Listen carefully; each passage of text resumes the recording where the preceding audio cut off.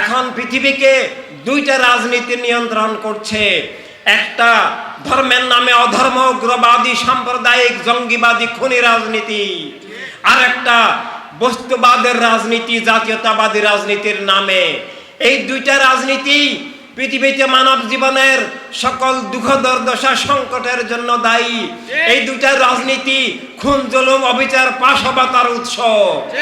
এই দুইটা রাজনীতি মিথ্যাকে আত্মার উপরে কায়েম রাখে এবং মানব জীবনকে বন্দী করে রাখে, সত্য থেকে বিচ্ছিন্ন করে রাখে, মানুষকে মানবতার শত্রু করে, সম্পদ সহ রুজি রুজি দৌলত লুট করে এবং খুন, জুলুম, অবিচারের রাজত্ব কায়েম করে। এ থেকে আমাদের মুক্তি প্রয়োজন।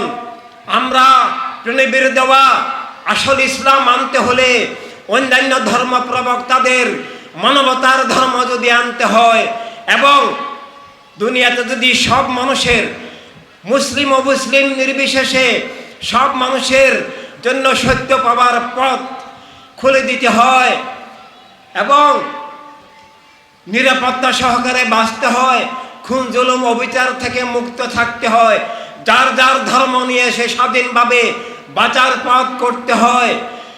আল্লাহর হাবিবের দেওয়া রুটি রুজি, আলো বাতাস, মাটি পানির মতো সবার কাছে যদি পৌঁছতে হয়, তাহলে প্রণবীর দেওয়া যে জীবননীতির রাজনীতি, রাষ্ট্রনীতি, বিশ্বনীতি, সব মানুষের প্রতিনিধিত্বশীল, সব মানুষের কল্যাণের যে জীবননীতি, রাজনীতি, সব মানুষের সুরক্ষার, অধিকার, স্বাধীনতা, নিরাপত্তা, সুরক্ষার যে সার্বজনীন মানবতার রাজনীতি, সব মানুষের প্রতিনিধিত্বশীল রাজনীতি, মানবতার রাজনীতি আনতে হবে।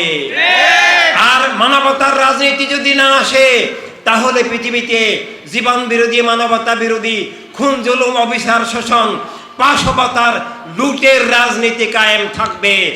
ধর্মের নামে অধর্ম, উগ্রবাদের মাধ্যমে, বস্তুবাদী, জাতীয়তাবাদী রাজনীতির নামে পৃথিবীতে খুন, জুলুম, অবিচার, শোষণ, পাশবিকতা কায়েম থাকবে। এই অবস্থা থেকে দ্বীনের, মিল্লাতের, মানবতার মুক্তি প্রয়োজন।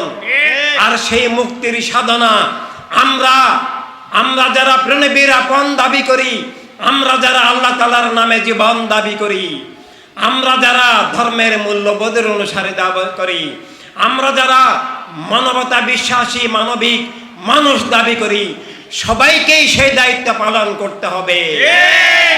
তাই আমাদেরকে ইনসানিয়াত বিপ্লব গড়ে তুলতে হবে।